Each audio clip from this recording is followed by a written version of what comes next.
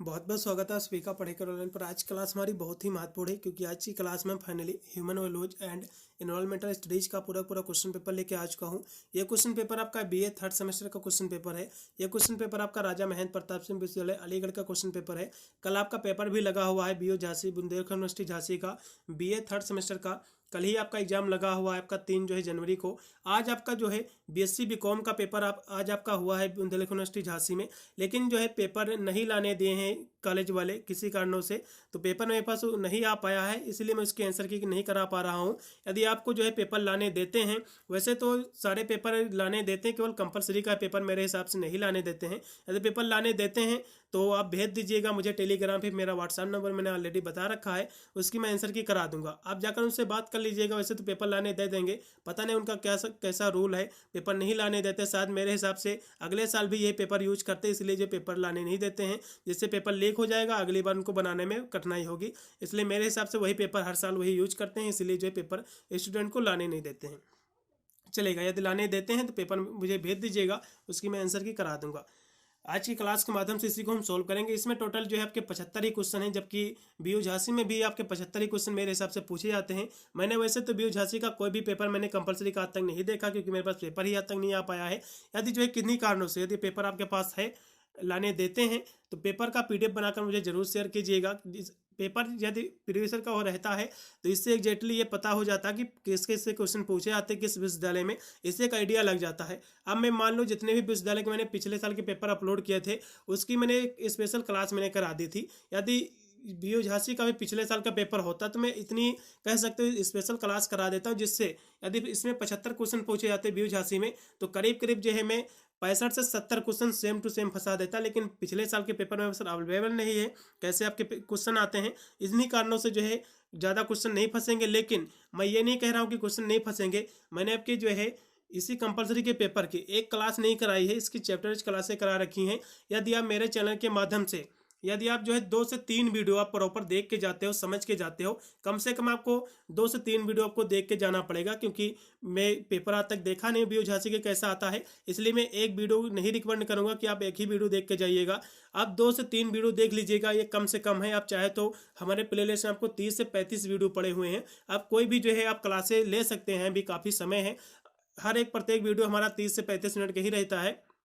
आप चाहे तो बहुत सारे विश्वविद्यालय के पेपर हो चुके हैं, उसकी मैंने आंसर की भी प्रोवाइड कर रखी है। आप चाहे तो आप मेरे चैनल के माध्यम से आप जो कंपलसरी का आपका पेपर होता है को करिकुलर कोर्स के तहत, उसके आप जाकर विधिवत तैयारी कर सकते हैं। प्लेलिस्ट के लिंक मैं डिस्क्रिप्शन में दे दूंगा। और खासकर पेपर आपको लाने का प्रयास कीजिएगा, हो सकता कॉलेज वाले आपको लाने दें। चलेगा, ज़्यादा समय ना गवाते हुए सीधे हम प्रश्नों पर चर्चा करेंगे। आपका पेपर ये आपका कंपलसरी का पेपर है, इसकी परीक्षा ओएमआर सीट पर आपकी कराई जाती है। अब जितने क्वेश्चन कह रहा हो ओएमआर सीट पर करने को उतने ही कीजिएगा, ज़्यादा क्वेश्चन आपको करने की बिल्कुल भी आवश्यकता नहीं है। चलेगा, प्रश्न नंबर 1 पे हम आ चुके हैं, जो कि दिया कि निम्न में से क्या बाह्य स्थायी संरक्षण आपको बताना है। इसमें पूछ रहा है कि एक्स सीटू कंजर्वेशन क्या है, किस इंक्लूड है। एक्स सीटू कंजर्वेशन क्या होता है ये समझ लो।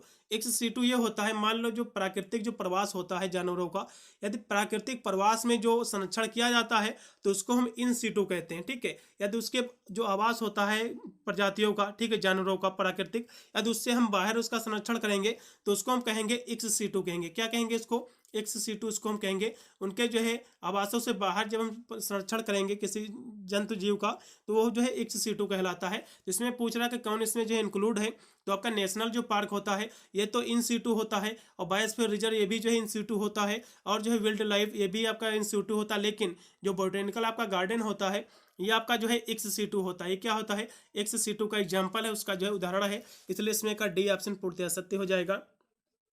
फिर 2 नंबर क्वेश्चन देखिएगा, जो कि आपकी स्क्रीन पे आ चुका है। 2 नंबर क्वेश्चन आपके स्क्रीन पे है कि एनजीटी का फुल फॉर्म क्या होता है।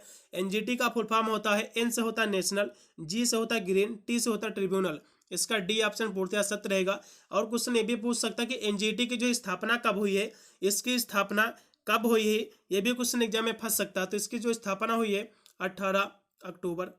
इसकी स्थापना कब हुई है? इसकी स्थापना हुई है 18 अक्टूबर 2010 को इसकी स्थापना हुई। ये भी पॉइंट आपको याद कर लेना है।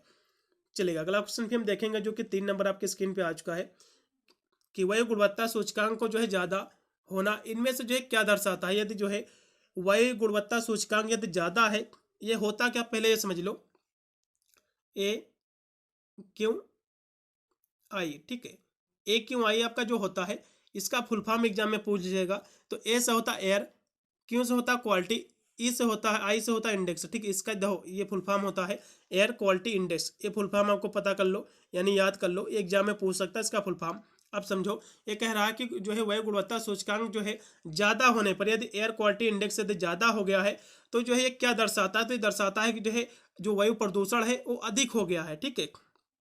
तो ये क्या दर्शाएगा कि वायु प्रदूषण जो है अधिक हो गया है। इसका जो पहला ऑप्शन केवल एकदम सही रहेगा, बस इसमें का। अगला क्वेश्चन फिर देखिएगा जो कि आपके स्क्रीन पे आज का जो कि है 4 नंबर क्वेश्चन है कि वाइल्ड लाइफ प्रोटेक्शन जो एक्ट है ये कब जो है भारत में किस वर्ष से लागू हुआ है, ये आपको बताना है। तो ये जो एक्ट आपका लागू हुआ है 9 सितंबर, ये कब लागू हुआ है, ये लागू हुआ आपका 9 सितंबर, 9 सितंबर 9 सितंबर 1972 को ये लागू हुआ। कब लागू हुआ है, 9 सितंबर 1972 को ये लागू हुआ है। इसका जो राइट विकल्प रहेगा इसमें का बी ऑप्शन। अगला क्वेश्चन फिर देखिएगा जो कि 5 नंबर आपके स्क्रीन पे आ चुका है कि गांधी जी के अनुसार जो है इसमें का कौन सा ऑप्शन सही रहेगा, आपको बताना है। 7 नंबर क्वेश्चन की 5 नंबर क्वेश्चन की हम बात करें तो गांधी जी के अनुसार जो है साध्य साधनों का जो है उचित ये ठहराता है, ठीक है। यानी साध्य साधनों का जो है औचित्य सिद्ध करता है। औचित्य का मतलब होता है कि उचित ठहराता है, ठीक है, उचित जो है सिद्ध करता है। इसका जो पहला ऑप्शन एकदम से रहेगा कि इन्स जस्टिफाई द मीन्स, इसका पहला ऑप्शन पूर्णतः सत्य रहेगा। अगला क्वेश्चन भी देखिएगा जो कि 6 नंबर क्वेश्चन है कि साइबर अपराधों की जो है शिकायत करने के लिए जो है भारत सरकार के जो है किस मंत्रालय ने जो है वेबसाइट लॉन्च किया है, तो गृह मंत्रालय ने जो है लॉन्च किया है। इसका जो राइट विकल्प हो जाएगा इसमें का बी ऑप्शन पूर्णतः सत्य रहेगा। अगला क्वेश्चन भी आपके स्क्रीन पे आ चुका है जो कि 7 नंबर क्वेश्चन है कि भ्रष्टाचार निरोधक अधिनियम 2018 के अनुसार रिश्वत लेने वाले व्यक्ति को कितने साल की सजा का जो है प्रावधान है, तो 3 साल से लेकर 7 साल की सजा का प्रावधान है। कितने साल का, 7 साल की सजा का प्रावधान है। इसका जो है बी ऑप्शन पूर्णतः सत्य रहेगा। फिर अगला क्वेश्चन आपके स्क्रीन पे आज का जो कि 8 नंबर क्वेश्चन है कि पंथ निरपेक्ष शब्द का उल्लेख जो है भारतीय संविधान में कब किया गया था, तो पंथ निरपेक्ष शब्द का जो प्रयोग किया गया था, इसको जो जोड़ा गया था, तो इसको कब जोड़ा गया था, 1976 में जो इसको जोड़ा गया था। कब जोड़ा गया था, 1976 में 42वें जो है संशोधन के द्वारा इसको जोड़ा गया था, ठीक है। इसका सी ऑप्शन पूर्णतः सत्य रहेगा। अगला भी आपका 9 नंबर क्वेश्चन है कि भारत में आर्थिक उदारीकरण नीति की शुरुआत जो है कब हुई थी, आपको ये बताना है। तो भारत में आर्थिक उदारीकरण की नीति की जो शुरुआत हुई थी वो हुई थी 24 जुलाई 1991 को। कब हुई थी, 24 जुलाई 1991 को जो इसकी शुरुआत हुई थी। किसमें का बी ऑप्शन पूर्णतः सत्य रहेगा। थोड़ा सा आपको बताने का प्रयास करूंगा। आप एक पेपर के माध्यम से पूरा पेपर मत देने जाइएगा, आप जाकर प्ले लिस्ट में कम से कम आपको 3 वीडियो देख के जाना है। कम से कम मैं बात कर रहा हूँ, आप चाहे तो और भी वीडियो देख सकते हैं, क्योंकि मेरे पास इसका पेपर नहीं अवेलेबल है। इसका पेपर कैसे आता है आज तक मैंने नहीं देखा है। यदि पेपर आप लेके आते हैं तो मैं ये कह सकता हूँ अगले साल जितने भी स्टूडेंट का पेपर रहेगा तो उनको मैं एक स्पेशल क्लास दे सकता हूँ, जिसके माध्यम से कोई भी क्वेश्चन बाहर का आपका आएगा नहीं। वैसे तो मेरे जितने भी प्ले लिस्ट में वीडियो दे रखे हैं, यदि आप 5 से 6 वीडियो देख के जाते हो तो कोई भी क्वेश्चन आपका बचेगा ही नहीं, क्योंकि इस बार आपको ज़्यादा वीडियो देखने की आवश्यकता पड़ेगी, क्योंकि आपकी यूनिवर्सिटी का पेपर मेरे पास अवेलेबल नहीं है। यदि आपकी यूनिवर्सिटी का पेपर मेरे पास अवेलेबल होता तो आपको केवल एक ही वीडियो आप देख के जाते तो आप पूरा पेपर सॉल्व करके आ सकते थे, लेकिन पेपर मेरे पास अवेलेबल नहीं है इसका, तो आप कम से कम आपको 3 से 4 वीडियो आपको देख के जाना ही पड़ेगा। चलो अगला क्वेश्चन देखिएगा जो कि 10 नंबर क्वेश्चन है कि आर्थिक जो है उदारीकरण की नीति जो है किसने जो है प्रारंभ की थी, तो ये जो नीति प्रारंभ की थी डॉक्टर मनमोहन सिंह प्रारंभ की थी, ठीक है। किसने किया था, डॉक्टर मनमोहन सिंह ने इसको प्रारंभ किया था। अब ये क्वेश्चन थोड़ा सा रिसेंटली का बन गया है, करंट का क्वेश्चन बन गया है, क्योंकि अभी जो है रिसेंटली इनकी जो है डेथ हो गई है, इनकी मृत्यु हो गई है। तो इनकी जो है इनका जन्म, इनकी जो है मृत्यु एग्जाम में जो है पूछ सकता है। तो जो है डॉक्टर मनमोहन सिंह का जो है जन्म कब हुआ था, तो इनके हम जन्म की यदि हम बात करें तो इनका जन्म कब हुआ था, तो इनका जन्म हुआ था 26 सितंबर। कब हुआ था, 26 सितंबर 26 सितंबर 1932 को इनका जो है जन्म हुआ था। कब हुआ था? 26 सितंबर 1932 को इनका जन्म हुआ था। अभी रिसेंटली इनकी जो मृत्यु हुई है, ये मृत्यु एग्जाम में आपके पूछेगा, ठीक है, मृत्यु आपके एग्जाम में पूछेगा। इनकी जो मृत्यु हुई है 26 दिसंबर इसी महीने में हुई, दिसंबर में हुई, जो भी बीत गया है 2024 में। 26 दिसंबर 2024 को जो इनकी मृत्यु होगी अभी रिसेंटली में, ठीक है। चलो अगला क्वेश्चन फिर देखेगा। आज जो आपका पेपर हुआ है बीएससी बीकॉम का, वैसे मैंने जो क्लास अभी कल कराई थी एक बीएससी बीकॉम वाली स्पेशल, ठीक है, क्योंकि उससे जो है काफ़ी प्रतिशत जो है क्वेश्चन फंसे हैं। कि स्टूडेंट का कमेंट भी आया था कि सर आपके बताया जो है इस पेपर से 60% जो है क्वेश्चन फंसे हैं बीएससी बीकॉम वाले पेपर का, क्योंकि आज आपका बीएससी बीकॉम वाला पेपर हुआ है, उसी के बेस पर मैंने जो है पेपर को फिर से मैंने इसको लेके आया हुआ हूँ। जो कहीं ना कहीं ये आपका बीएस जो है बीए स्पेशल क्लास के लिए था, बीए में पेपर कराया गया था, तो हो सकता है इसमें के भी जो है मोस्टली क्वेश्चन आपको देखने को मिले। इसलिए आप जो है देख के जाइएगा और पेपर आपको जरूर आपको कोशिश करना कि लेके आइएगा किसी तरह से, ठीक है। चलो 11 नंबर क्वेश्चन देखो अभी कि गांधी जी के अनुसार जो है सत्य के उच्चतम आदर्श का जो है पालन होना चाहिए। तो इसमें जो है विचार, कथन और जो है कर्म सभी का पालन होना चाहिए। इसमें का जो है डी ऑप्शन पूर्णतः सत्य रहेगा। 11 नंबर क्वेश्चन का भी आपका 12 नंबर क्वेश्चन आपके स्क्रीन पे आ चुका है कि स्वदेशी से जो है गांधी विचारधारा में निहित है। स्वदेशी से गांधी विचारधारा में निहित है, तो इसमें क्या निहित है आपको ये बताना है। क्वेश्चन काफ़ी जो है महत्वपूर्ण है। 12 नंबर क्वेश्चन की हम बात कर ले तो इसमें जो निहित है उत्पादों से जो है परे ना जाना, ये इसमें निहित, इसमें का डी ऑप्शन पूर्णतः सत्य रहेगा। चलेगा 13 नंबर क्वेश्चन देखिएगा कि गांधी जी ने जो है रोटी के लिए श्रम के सिद्धांत में अनिवार्यता जो है सम्मिलित है, तो इसमें जो है क्या सम्मिलित है। यहाँ से रोटी के लिए श्रम, रोटी के लिए श्रम की बात की है, तो ये जो शारीरिक कार्य आपका हो जाएगा। क्या हो जाएगा? ये आपका शारीरिक आपका कार्य हो जाएगा मेरे हिसाब से। तो इसमें जो है इसमें का बी ऑप्शन ज़्यादा बेटर रहेगा, ठीक है, बी ही ऑप्शन लगाइएगा। चलेगा, ये सामाजिक मेंटल कार्य तो होगा नहीं, ये शारीरिक कार्य ही रहेगा, ज़्यादा इसमें का सही रहेगा, ठीक है। अगला क्वेश्चन पे देखो, डी भी ऑप्शन हो सकता है लेकिन आप बी ही लगाइएगा, शारीरिक कार्य ज़्यादा सही ऑप्शन इसमें का। अगला भी 14 नंबर क्वेश्चन है कि यह जो है किसने प्रतिपादित किया कि खाली पेट वाले के लिए जो है धर्म निरर्थक है। तो ये जो कथन है गांधी जी का कथन है, किसका है? गांधी जी का कथन है। इसमें का सी ऑप्शन सही रहेगा। अगला क्वेश्चन भी देखेगा, चलेगा, हाँ, इसमें का बी सी ही ऑप्शन सही रहेगा। अगला क्वेश्चन देखेगा जो कि 15 नंबर क्वेश्चन है कि स्वामी विवेकानंद जी ने जो है विश्व के किस देश में जो है धर्म सम्मेलन में जो है प्रतिभाग किया है, आपको ये बताना है। तो कहाँ किया था? तो अमेरिका में किया था। स्वामी विवेकानंद जी ने जो है 1893 में जो है एक धर्म सम्मेलन किया था शिकागो में। कहाँ किया था? शिकागो में किया था। शिकागो कहाँ पड़ता है कहोगे? अमेरिका में पड़ता है। कहाँ पड़ता है? शिकागो में किया था। शिकागो में, जो कि ये अमेरिका में पड़ता है, एक धर्म सम्मेलन उन्होंने किया था। इसमें जो है 4000 से ज़्यादा लोग जो उपस्थित हुए थे। चलो अगला क्वेश्चन भी देखिएगा जो कि 16 नंबर क्वेश्चन है कि स्वामी विवेकानंद जी का जो है पूर्ववर्ती का क्या नाम था, आपको बताना है। तो इनका जो नाम था नरेंद्र नाथ दत्त था। नरेंद्र नाथ दत्त इनका जो है पूर्ववर्ती का नाम था, पहले का नाम था इनके, ठीक है। 16 नंबर क्वेश्चन का। और जो है स्वामी विवेकानंद जी का जो है जन्म कब हुआ है, ये भी एग्जाम में क्वेश्चन पूछ सकता है। चलेगा, हम अभी आगे देखेंगे क्योंकि क्वेश्चन दिया भी हुआ है इसमें 17 नंबर क्वेश्चन कि स्वामी विवेकानंद जी का जो जन्म कब हुआ, आपको बताना है। तो स्वामी विवेकानंद जी का जो जन्म हुआ है 12 जनवरी 1863 ईस्वी को जो है इनका जन्म हुआ है। जो है 12 जनवरी 1863 ईस्वी को। 12 जनवरी को जो है क्या मनाया जाता है, आपको पता भी होगा, युवा दिवस। 12 जनवरी को युवा दिवस मनाया जाता है, इन्हीं के जयंती के रूप में युवा दिवस मनाया जाता है। ये भी पॉइंट नोट कर लो कि 12 जनवरी को क्या मनाया जाता है, युवा दिवस जो है स्वामी विवेकानंद जी की जयंती पर, इनके जन्मदिन पर जो है युवा दिवस मनाया जाता है, सेलिब्रेट किया जाता है। फिर क्वेश्चन आपके स्क्रीन पे जो कि दिया हुआ है 18 नंबर क्वेश्चन है कि निष्काम कर्म का तात्पर्य है, ये किससे इसका तात्पर्य है, आपको ये बताना है। क्वेश्चन काफ़ी महत्वपूर्ण। तो इसका जो तात्पर्य है ये कर्म फल की जो है कामना का त्याग, इससे है, इसका है। इसमें का जो है सी ऑप्शन क्वेश्चन का एकदम सही रहेगा 18 नंबर क्वेश्चन का। अगला भी आपका 19 नंबर क्वेश्चन है कि गीता में जो है स्वधर्म की अवधारणा जो है निहित है, तो ये किसमें निहित है, आपको ये बताना है। तो ये जो निहित है ये आपका जो निहित आपका जो है वर्ष श्रम व्यवस्था के अनुसार अपने कर्तव्य के पालन में निहित, इसका जो है बी ऑप्शन एकदम सही रहेगा। अगला क्वेश्चन भी देखिएगा जो कि 20 नंबर क्वेश्चन है कि नैतिक निर्णय का जो है स्वरूप है। तो नैतिक निर्णय का जो स्वरूप है वो कैसा है, तो मूल्यात्मक है। क्या है? मूल्यात्मक। इसमें का बी ऑप्शन पूर्णतः सत्य रहेगा।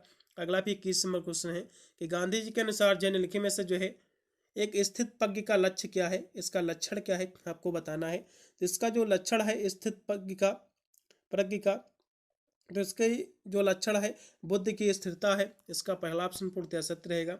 अगला भी आपका दिया हुआ 22 नंबर क्वेश्चन की श्रीमद् भगवत गीता में निष्काम शब्द का अर्थ क्या होता है। तो निष्काम शब्द का जो अर्थ होता है उद्देश्य विहीन कर्म होता है। इसका पहला ऑप्शन पूर्णतः सत्य रहेगा 22 नंबर क्वेश्चन का।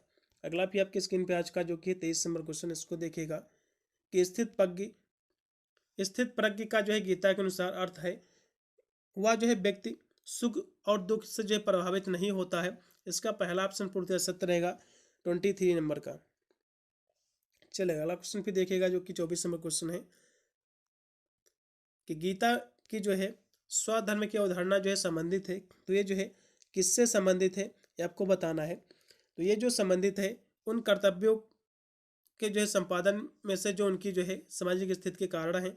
इसका डी ऑप्शन पूर्णतः सत्य रहेगा। अगला भी 25 नंबर क्वेश्चन है कि ना चाहते हुए भी व्यक्ति जिन कारणों से जो है प्रेरित होकर कार्य करता है, भगवत गीता के अनुसार जो है उत्तर आपको दीजिए, आपको उत्तर देना है। तो किससे प्रभावित होकर कार्य करता है 24 नंबर क्वेश्चन की यदि हम बात कर लें तो ये जो है 25 नंबर क्वेश्चन तो जो है काम और जो है क्रोध से। ठीक है, तो इसमें जो है काम और जो है क्रोध आप लगाइएगा। क्रोध और जो है लोभ भी हो सकता है, इसमें काम और क्रोध लगाइएगा। ठीक है, इसका पहला ऑप्शन सही रहेगा। इसके तीन जो है ये चीज़ों से जो है प्रेरित होता है आदमी। किससे किससे? एक होता है काम से, दूसरा होता है आपका क्रोध से और तीसरा आपका जो है लोभ से प्रेरित होता है। ठीक है, कि आदमी व्यक्ति जो काम करेगा उसको लोभ भी होगा तभी काम करेगा। तो इसमें जो है काम, क्रोध और लोभ ये सभी है। इसलिए इसमें का मेरे हिसाब से जो सही रहेगा क्रोध और लोभ भी हो सकता है। ठीक है, क्योंकि लोभ बहुत ही जरूरी है। तो इसमें आप बी ऑप्शन लगाइएगा, एकदम सही रहेगा। बी वा इसमें का पहला ऑप्शन। दो में से इसमें का एक ऑप्शन सही होना चाहिए। अब यूनिवर्सिटी क्या मानती है उसके ऊपर भी डिपेंड करता है, लेकिन इन्हीं दो में से एक आंसर सही होना चाहिए। ये क्वेश्चन को मैं थोड़ा सा छोड़े दे रहा हूँ, इसमें मेरा को थोड़ा सा डाउट है, लेकिन ये दो ऊपर के जो ऑप्शन है इन्हीं में से कोई आंसर इसका सही होना चाहिए। यदि किसी को इसका सही आंसर पता है एक बार कमेंट कीजिएगा। अगला क्वेश्चन पे देखेगा जो कि 26 नंबर क्वेश्चन है कि निम्नलिखित में से जो है कौन सा एक मूल्य कथन है आपको बताना है। इसमें का जो है कौन एक मूल्य कथन है, तो इसमें जो ईश्वर ही सत्ता है, ईश्वर की सत्ता यही जो है एक मूल्य कथन है। इसका पहला ऑप्शन पूर्णतः सत्य रहेगा। अगला भी 27 नंबर क्वेश्चन है कि गीता के अनुसार संन्यास का अर्थ क्या होता है, आपको ये बताना है। तो संन्यास का अर्थ क्या होता है, तो कर्म फल की इच्छा का त्याग जो होता है वही आपका संन्यास होता है। इसमें का सी ऑप्शन एकदम सही रहेगा।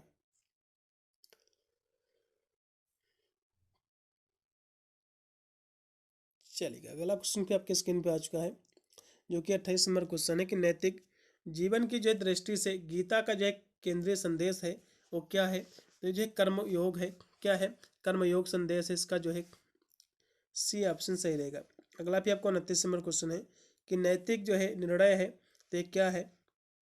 नैतिक निर्णय तत्वों के विषय में जो है एक निर्णय होता है, तत्वों के विषय में एक निर्णय होता है। इसमें का जो राइट रहेगा इसमें का बी ऑप्शन सही रहेगा। फिर अगला क्वेश्चन देखिएगा स्थित प्रज्ञ मानसिक जो है समानता की स्थित है, इसका जो प्रतिपादन किया गया है। तो इसका जो प्रतिपादन जो है श्रीमद् भगवद गीता में किया गया है। इसका डी ऑप्शन पूर्णतः सत्य रहेगा। अगला भी आपका 31 नंबर क्वेश्चन है कि कृष्ण ने जो है गीता का उपदेश जो है किसे दिया था, तो अर्जुन जी को दिया था। इसका पहला ऑप्शन। फिर 32 नंबर क्वेश्चन है कि प्रबंधन में जो है आध्यात्मिक मूल्य के अंतर्गत जो है सम्मिलित है, तो इसमें जो है अहंकार कम होता है और जो है आत्मपूर्ति और बिना शर्त प्रेम ये सभी इसमें शामिल है। इसमें का डी ऑप्शन पूर्णतः सत्य रहेगा। अगला भी आपका 33 नंबर क्वेश्चन है कि प्रबंधन में आध्यात्मिक मूल्य जो है निर्धारण का स्रोत क्या है। तो इसमें जो स्रोत है वेद, उपनिषद, गीता। तो इसमें जो है गीता मेरे हिसाब से है, वेद भी है, आप इसमें का डी लगाइएगा, ज़्यादा सही रहेगा। ठीक है, वैसे तो गीता है लेकिन ये सभी उपनिषद भी कहीं ना कहीं आते हैं, इसलिए अब इसमें का डी लगाइएगा। अगला क्वेश्चन भी आपका है जो कि 34 नंबर क्वेश्चन है कि निम्नलिखित में से जो है एपीजे अब्दुल कलाम का जन्म हुआ था। तो एपीजे अब्दुल कलाम जी का जो है जन्म कब हुआ था, कहाँ हुआ था, एक जन्म में क्वेश्चन फंसेगा। तो इनका जो जन्म हुआ था 15 अक्टूबर। इनका जन्म कब हुआ था? 15 अक्टूबर 1931 को जो है इनका जन्म हुआ था। कहाँ हुआ था? तमिलनाडु में हुआ था। कहाँ हुआ था? तमिलनाडु के रामेश्वरम डिस्ट्रिक्ट में हुआ था। इसका जो पहला ऑप्शन पूर्णतः सत्य रहेगा, रामेश्वरम में। चलिए अगला क्वेश्चन भी देखिएगा, जो कि 35 नंबर की अजीम प्रेमजी जो है किस कंपनी के से संबंधित है? तो अजीम प्रेम जी जो है ये विप्रो लिमिटेड के जो है सीईओ हैं, उसके सह संस्थापक हैं। इसका सी ऑप्शन। अगला क्वेश्चन भी आपकी स्क्रीन पे आज का, जो कि है 36 नंबर कि सतत विकास की जो आवश्यकता है, तो सतत विकास की जो आवश्यकता होती है दीर्घकालीन आर्थिक विकास के लिए भी होती है, एक स्थिर आजीविका के लिए भी होती है, और प्रकृति के साथ जो है सद्भाव में रहना इसके लिए भी होती है। इसलिए इसमें का डी ऑप्शन पूर्णतः सत्य रहेगा। अगला भी आपका 37 नंबर क्वेश्चन है कि गांधी जी के अनुसार सत्याग्रही के द्वारा जो है लिए जाने वाले व्रतों की संख्या कितनी? तो 11 है। इसमें का सी ऑप्शन पूर्णतः सत्य रहेगा। अगला भी आपके स्क्रीन पे आज का, जो कि 38 नंबर क्वेश्चन है कि गांधी जी के अनुसार इसमें आपको बताना, तो गांधी जी के अनुसार जो है सत्य जो है साध्य है और हिंसा जो है एक साधन है। इसमें का जो डी ऑप्शन केवल सही रहेगा और इसमें का गलत ऑप्शन है। अगला क्वेश्चन देखो, जो कि है 39 नंबर क्वेश्चन कि गांधी जी के अनुसार, तो गांधी जी के अनुसार जो है सत्य जो है आध्यात्मिक सिद्धांत है और इसका जो है प्रयोग आध्यात्मिक और व्यवहारिक दोनों हो सकता है। इसमें का जो राइट रहेगा, इसमें का बी ऑप्शन हो जाएगा। अगला भी आपका 40 नंबर क्वेश्चन है कि गांधी जी का जो है सर्वोदय मूलता है, गांधी जी का सर्वोदय जो है ये मूलता है एक, इस पर आपको बताएं तो ये जो एक आध्यात्मिक सिद्धांत है, एक स्पिरिचुअल एक प्रिंसिपल है, ठीक है। इसमें का 40 नंबर का जो राइट विकल्प रहेगा, इसमें का डी ऑप्शन पूर्णतः सत्य हो जाएगा। फिर अगला आपका 41 नंबर क्वेश्चन है कि महात्मा गांधी जी के अनुसार हम सत्य को जो है खंडों तथा जो विभिन्न दृष्टिकोणों में देखते हैं, तब जो है सत्य निर्धारण कौन करता है? तो ईश्वर करता है। कौन करता है? ईश्वर करता है, गॉड करते हैं। फिर आपका 42 नंबर क्वेश्चन है कि सर्वोदय का लक्ष्य क्या है, आपको बताना है। तो सर्वोदय का जो लक्ष्य है समाज में सभी जो है वर्गों की उन्नति है। इसमें का सी ऑप्शन पूर्णतः सत्य रहेगा। फिर आपका 43 नंबर क्वेश्चन है कि निम्नलिखित में से जो है गांधीवादी नीति का जो है सबसे मूल लक्षण कौन सा है? तो गांधी जी का जो लक्षण आपको पता होगा अहिंसा और, ठीक है, अहिंसा के पुजारी थे। इसका बी ऑप्शन एकदम सही रहेगा। फिर अगला आपका 44 नंबर क्वेश्चन है कि रिश्वत अधिनियम 2010 ये जो किस देश के संसद में जो पारित हुआ था? तो यूनाइटेड जो किंगडम में हुआ था। इसमें का जो राइट रहेगा, इसमें का बी ऑप्शन। अगला भी आपका सीएसआर का अर्थ क्या होता है? तो सीएसआर का फुल फॉर्म एग्जाम में पूछ सकता है, ठीक है। एक क्वेश्चन एग्जाम में फंसेगा, इसकी तो गारंटी है। इसका फुल फॉर्म होता है, सी से होता है कॉर्पोरेट, एस से होता है सोशल, आर से होता है रिस्पॉन्सिबिलिटी। इसका जो राइट रहेगा, इसमें का सी ऑप्शन केवल सही रहेगा बस। और जो है सीएसआर वाला एकमात्र जो देश है वो कौन सा है? अपना भारत, अपना इंडिया है, ठीक है। ये भी पॉइंट एग्जाम में फंस सकता है। फिर 46 नंबर क्वेश्चन है कि मानवीय मूल्य के लिए जो आवश्यक है, तो मानवीय मूल्य के लिए जो है सद्भाव में रहना और स्वयं के साथ एक दूसरे तथा जो है प्रकृति के साथ रहना, ये जो है मानवीय मूल्य। इसका पहला ऑप्शन पूर्णतः सत्य रहेगा। अगला भी आपका 47 नंबर क्वेश्चन है कि जीने का जो है पहला तल कौन सा, आपको बताना है। तो यहाँ से थोड़ा आपको समझाने का प्रयास करूंगा, बहुत ही विधिवत, ठीक है। देखो, जीने का जो पहला जो तल है वो क्या है? वो है इंडिविजुअल है। वो क्या है? ये जो है इसका पहला तल है। इंडिविजुअल जो है यानी व्यक्तिगत जो व्यक्तित्व होता है, इसका पहला तल है। और जो फैमिली है इसका जो है दूसरा तल है, ठीक है। और हम बात कर लें इसके बाद जो है जो प्राकृत आपके देवी प्राकृत जो है इसका चौथा तल है। और तीसरा जो तल है, तीसरा तल कौन सा है? आपका सोसाइटी है। क्या है? सोसाइटी है, नहीं जो समाज है, ठीक है। ये चारों तल लिख लो, एग्जाम में पूछ सकता है कोई भी तल, ठीक है। चलो अगला देखो भी, जो कि 48 नंबर क्वेश्चन है कि स्वाभाविक जो है स्वीकृति जो है उत्पन्न करती है, तो ये जो है आत्म सम्मान उत्पन्न करती है, रिस्पेक्ट यानी जो है सेल्फ रिस्पेक्ट। इसमें का जो है बी ऑप्शन पूर्णतः सत्य रहेगा। अगला भी आपका 49 नंबर क्वेश्चन है कि आपके वाहनों पर बीएस आपका जो है बीएस का जो है चिन्ह जो होता है, ठीक है। इसमें बीएस का मतलब क्या होता है, बीएस का फुल फॉर्म क्या होता है? तो इसका जो फुल फॉर्म होता है भारत स्टेज होता है। इसका जो राइट रहेगा, इसमें का बी ऑप्शन रहेगा। अगला क्वेश्चन भी आपका 50 नंबर है कि डेट राइट्स खाद्य श्रृंखला जो है शुरू होती है, तो ये जो श्रृंखला शुरू होती है मृत जो कार्बनिक जो पदार्थ होते हैं इससे होती है। डेड आपके ऑर्गेनिक जो है मैटर से होता है। इसका डी ऑप्शन। फिर आपका 51 नंबर क्वेश्चन आपके स्क्रीन पे आ चुका है कि अधिकतम जो है जैव आवर्धन जो है पाया जाता है। तो अधिकतम जो जैव आवर्धन होता है, बायोमैग्निफिकेशन जो होता है मैक्सिमम, ये किस में पाया जाता है? तो ये जो पाया जाता है आपके सेकेंडरी, किस में पाया जाता है? सेकेंडरी सेकेंडरी आपके जो कंज्यूमर होते हैं, कंज्यूमर में, ठीक है, सेकेंडरी कंज्यूमर कौन होते हैं? देखो आपके सबसे पहले आपके उत्पादक आते हैं, जिनको खाकर जो है प्राथमिक जो होते हैं कंज्यूमर अपना भोजन बनाते हैं। फिर प्राथमिक जो शाकाहारी, जिसको प्राथमिक को हम शाकाहारी कहते हैं, फिर शाकाहारी को जो खाते हैं जिसको हम सेकेंडरी कंज्यूमर कहते हैं। तो यही जो है इन्हीं के जो है अधिकतम जैव वर्धन होती है, इसलिए इसमें का शीर्ष मांसाहारी इसमें का राइट विकल्प रहेगा। क्योंकि सेकेंडरी जो आपके कंज्यूमर होते हैं सभी आपके मांसाहारी होते हैं, क्योंकि ये प्राथमिक जो कंज्यूमर होते हैं उनको मारकर उनको खाकर अपना भोजन बनाते हैं। फिर देखो 52 नंबर क्वेश्चन है कि जो है इकोसिस्टम जो शब्द है, ठीक है, इसको सबसे पहले किसने दिया था? तो एजी टेंसले ने दिया था। किसने? एजी टेंसले ने इसको जो है दिया था। कब दिया था? एजी टेंसले ने जो है इस शब्द को जो गढ़ा था 1935 में दिया था। ये भी एग्जाम में पूछा जा सकता है। फिर 53 नंबर क्वेश्चन के सर्वाधिक जो है जैव विविधता जो है पाई जाती है तो उस कटिबंधीय वर्षा वनों में पाई जाती है। इसका जो पहला ऑप्शन पूर्णतः सत्य रहेगा।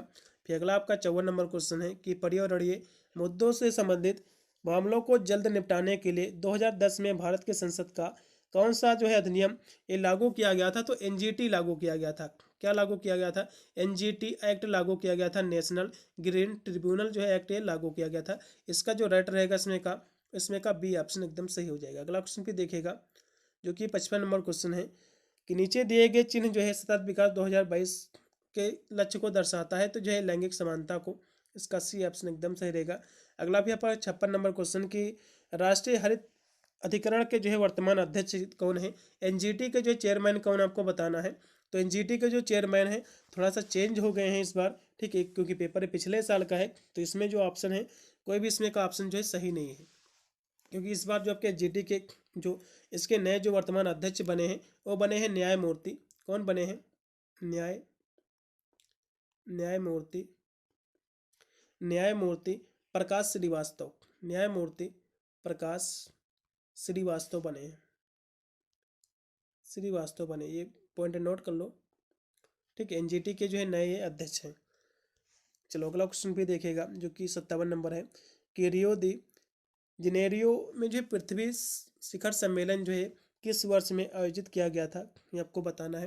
तो ये सम्मेलन हुआ था आपके जून 1992 में, ठीक है, जून 1992 में सम्मेलन हुआ था। इसका जो राइट रहेगा इसमें का बी ऑप्शन रहेगा। अगला क्वेश्चन भी आपका है 58 नंबर कि रामसर सम्मेलन जो है किसके संरक्षण के लिए है? तो रामसर जो सम्मेलन है ये आपके आर्द्रभूमि के लिए है। किसके लिए है? आर्द्रभूमि के लिए है, आर्द्रभूमि संरक्षण के लिए है, ठीक है, आर्द्रभूमि संरक्षण के लिए ये है, ठीक है। तो आर्द्रभूमि जिसको हम वेट लैंड्स कहते हैं, इसका जो है आर्द्रभूमि को जो है इंग्लिश में हम जो है वेट लैंड्स कहते हैं। इसमें का जो राइट विकल्प रहेगा इसमें का पहला हो जाएगा। चलो अगला देखिएगा अभी अनलिमिटेड सोर्स ऑफ एनर्जी। तो अनलिमिटेड सोर्स ऑफ एनर्जी क्या है? जिसको हम तमाम ऊर्जा का स्रोत जो है वो आपका जो है सूर्य की रोशनी है, सनलाइट है। इसमें का जो राइट विकल्प हो जाएगा आपका बी ऑप्शन रहेगा। फिर आपका 60 नंबर क्वेश्चन की खाद्य श्रृंखला में जो है ऊर्जा का प्रवाह जो होता है एक दिशा में होता है, यूनिडायरेक्शनल होता है। इसमें का पहला ऑप्शन एकदम से रहेगा, एक तरफा होता है, एक दिशा में होता है। 61 नंबर क्वेश्चन भी है कि सतत विकास जो है कब अस्तित्व में आया था? तो 1980 में आया था। कब आया था? 1980 में आया था। इसका जो है यानी बी ऑप्शन सही रहेगा। अगला भी आपका 62 नंबर क्वेश्चन के 3R का अर्थ क्या होता है, ये आपको बताना है। तो आर से होता है रिसाइकिल, रियूज, रिड्यूस, ठीक है। इसका जो राइट रहेगा इसमें का सी ऑप्शन हो जाएगा। 62 नंबर क्वेश्चन का इसमें का सी ऑप्शन। अगला देखो फिर 63 नंबर क्वेश्चन कि निम्नलिखित में से जो है कौन सा कारक सतत विकास से जो है संबंधित नहीं है? देखो सतत विकास से जो है सामाजिक, आर्थिक, पर्यावरणीय तीनों संबंधित है, लेकिन राजनीतिक जो है राजनीति से नहीं संबंधित है। इसमें का डी ऑप्शन। अगला फिर देखेगा जो कि है 64 नंबर क्वेश्चन कि सतत विकास जो है शिखर सम्मेलन 2022 का जो है ये विषय क्या था आपको बताना है। तो इसका जो है विषय क्या था ये आपको बताना है। इसका जो है विषय क्या था? तो इसका जो विषय था ये क्वेश्चन आपका जो है 64 नंबर क्वेश्चन, इसका जो विषय था इसमें का सी ऑप्शन एकदम सही देगा, ठीक है। आपका रेजिलिएट ग्रह की ओर जो है सतत विकास की जो है निश्चित करना है, ठीक है। इसमें था ये क्वेश्चन में से फंसेगा नहीं और थोड़ा सा यहाँ से आपको बताने का प्रयास करूँगा। देखो सतत विकास का जो लक्ष्य है, सतत विकास का इसका जो लक्ष्य रखा गया है 2030 तक जो है इसका टारगेट है देश से जो है गरीबी को कम करना। इसके टोटल जो है 17 जो इसके टारगेट हैं, इसके 17 जो है टोटल इसके टारगेट हैं, जिसमें से जो है गरीबी को ख़त्म करना और भुखमरी को ख़त्म करना। तो इस तरह के इसके जो है इसमें 17 टोटल जो है लक्ष्य इसमें रखे गए हैं। 2030 तक जो है सतत विकास का लक्ष्य है कि पूरे विश्व के गरीबी को ख़त्म करना है। ये सारे इसमें लक्ष्य समाहित है। चलो अगला क्वेश्चन पे देखिएगा, जो कि 65 नंबर क्वेश्चन है कि निम्नलिखित में से जो है कौन सा पिरामिड जो है हमेशा सीधा होता है। तो ऊर्जा का जो पिरामिड होता है ये हमेशा जो है सीधा होता है, इसमें का सी ऑप्शन एकदम सही रहेगा। फिर 66 नंबर क्वेश्चन के निम्नलिखित में से जो है कौन XC2 संरक्षण में नहीं आता है, आपको ये बताना है। इसमें का जो है कौन सा XC2 के अंतर्गत नहीं आता है, ये आपको बताना। देखो बायोस्फीयर जो रिजर्व होता है ये जो है एक हिसाब से देखा जाए तो ये XC2 में नहीं आता, ठीक है। ये आपका जो इन सीटू में आता है। किस में आता है? ये आपका इन सीटू में आता है। ये आपका जो आता है आपका इन सीटू में आता है। तो 66 नंबर क्वेश्चन का जो राइट विकल्प हो जाएगा बायोस्फीयर रिजर्व हो जाएगा। अगला क्वेश्चन पे आपका देखो कि AQI का फुल फॉर्म क्या होता है। एयर क्वालिटी इंडेक्स इसका फुल फॉर्म होता है। इसका पहला ऑप्शन पूर्णतः सत्य रहेगा। अगला भी आपका 68 नंबर क्वेश्चन के सबसे जो है शक्तिशाली ग्रीन हाउस गैस कौन सी है। तो CO2 है। CO2 है, इसका फुल फॉर्म क्या होता है भैया? CO2 गैस कौन सी होती है? कार्बन डाइऑक्साइड, ठीक है। चलो अगला देखो भी 69 नंबर क्वेश्चन है कि वह विकास जो भविष्य की जरूरतों को पूरा करने की क्षमता से समझौता किए बिना वर्तमान की जो है जरूरतों को पूरा करता है उसे जो है सतत विकास कहते हैं। सतत विकास की परिभाषा है ये, इसका पहला ऑप्शन। फिर 70 नंबर क्वेश्चन है कि निम्न में से जो है किससे होकर जो ऊर्जा का प्रवेश जो है पारिस्थितिकी तंत्र में आता है। तो किसके माध्यम से आता है? तो जो उत्पादकों के माध्यम से आता है, प्रोड्यूसर के माध्यम से। इसका जो है बी ऑप्शन पूर्णतः सत्य रहेगा, उत्पादकों से। अगला क्वेश्चन पे आपके स्क्रीन पे दिया हो जो कि 71 नंबर है कि प्राकृतिक आवास के भीतर संरक्षण को क्या कहते हैं। यानी जो प्राकृतिक जो आवास होता है यदि उसी के अंदर यदि उसका संरक्षण किया जाए तो उसको हम एक इन सीटू कहते हैं, ठीक है। यदि प्राकृतिक आवास में यदि उसी के अंदर संरक्षण किया जाता है तो उसको हम इन सीटू कहते हैं। यदि उसे बाहर करेंगे तो उसको हम जो एक्स सीटू कहेंगे, ठीक है। तो इस क्योंकि उसी के अंदर की बात करा भीतर, इसलिए इसमें का इन सीटू कंजर्वेशन इसमें का सही रहेगा, चलेगा। अगला क्वेश्चन पे देखो जो कि 72 नंबर है कि किसी जो है जीव या समुदाय का प्राकृतिक वास कौन सा कहलाता है। तो उसको जो है हैबिटेट कहते हैं। इसमें का जो राइट रहेगा सी ऑप्शन सही रहेगा। अगला भी आपका 73 नंबर है कि इनमें से जो है अक्षय ऊर्जा का संसाधन कौन सा है। तो आपका जो बायोमास है अक्षय ऊर्जा का संसाधन, इसमें का डी ऑप्शन सही रहेगा। अगला भी आपका 74 नंबर क्वेश्चन है कि ग्लोबल वार्मिंग इनमें से जो है किससे नियंत्रित हो सकती है। तो ग्लोबल वार्मिंग जो है जीवाश्म ईंधन की खपत कम करना, इससे हो सकती है, ठीक है। इसमें का बी ऑप्शन। फिर आपका 75 नंबर क्वेश्चन लास्ट में है कि जैव विविधता का अर्थ क्या होता है। तो वनस्पतियाँ जो जीव जंतु होते हैं उसके जीव में जो विविधता पाई जाती है, ठीक है, तो वही आपका जैव विविधता होती है। वनस्पतियों और जो है प्राण जगत के जो जीव होते हैं प्राण जात, इसमें जो विविधता होती है इसी को हम जैव विविधता कहते हैं। इसका डी ऑप्शन चौथा एकदम सही रहेगा। भाई इतने क्वेश्चन थे इसमें 75। आप जाकर प्ले लिस्ट में 2 वीडियो और आपको देख के जाना जिसकी मैंने आंसर की प्रोवाइड की है। आप और ज़्यादा आपको वीडियो नहीं देखना है, खास कर दिया आपका पेपर है तो जितने भी मैंने आंसर की प्रोवाइड की है उसको स्पेशल आपको देख के जाना है, क्योंकि उसमें रिसेंटली पेपर हुआ है तो ऐसे क्वेश्चन आपके एग्जाम में भी बनने के चांस सबसे ज़्यादा रहते हैं। तो मैं रिकमेंड करूँगा जितने भी आंसर की मैंने प्रोवाइड किए हैं करीब 4 से 5 यूनिवर्सिटी पेपर अपनी करा चुकी हैं। अब जाकर उनके पेपरों को देख कर ही अपना एग्जाम देने जाइएगा। मिलता हूँ वीडियो के लिए, तब तक सभी को thank you for watching this video.